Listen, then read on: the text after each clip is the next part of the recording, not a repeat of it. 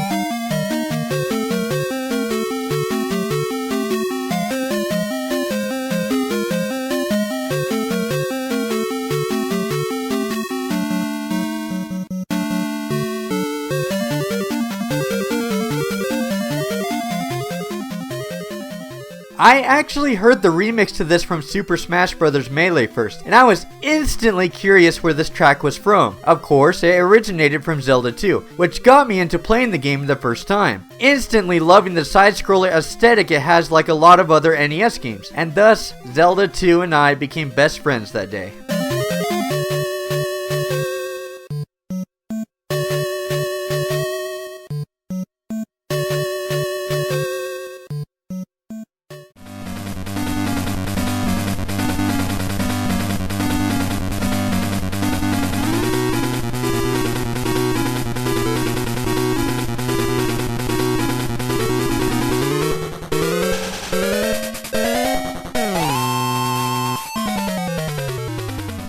It's more the build-up to this battle that's more important. All throughout the two Oracle games you see Twinrova as the true culprit between the two games, and that adds a major attachment to the boss battle when it finally comes. Does the music match up to that build-up's expectations? Yes, it freaking does.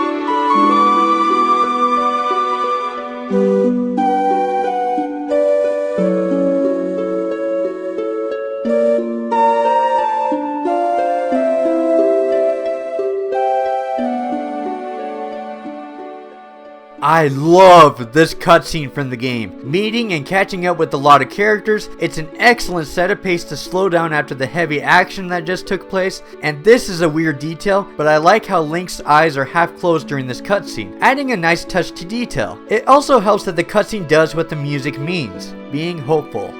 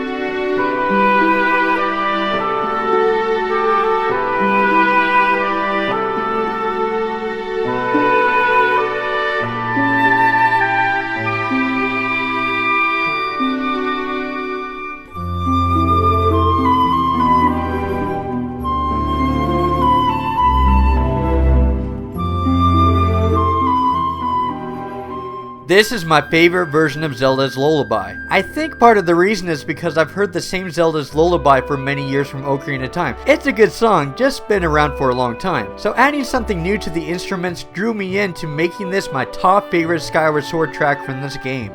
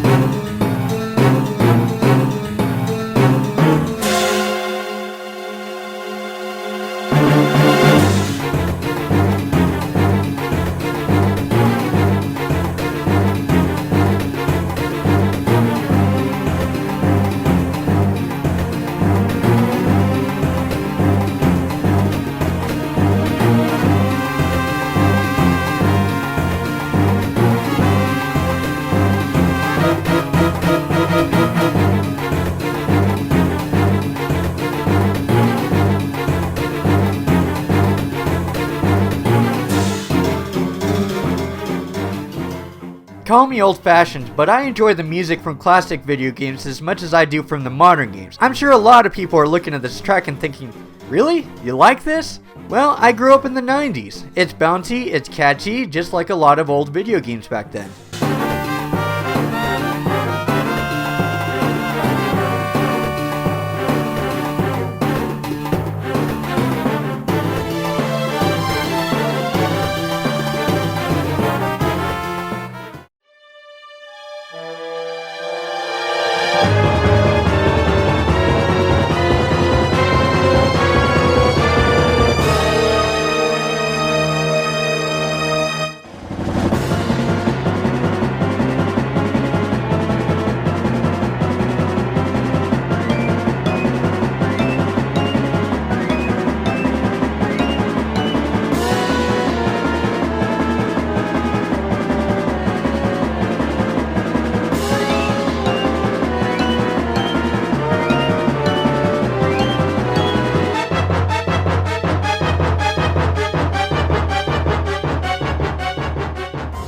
First impressions are everything, so when I saw Baba with a fast action-packed track like this, plus the Force Temple going into the top 5 dungeons after I played it my first time, I was throwing my controller and yelling, yes! This is how you do it. Oh, you gotta love when those personal tastes click with everything about a Zelda game for you. Oh ho ho ho.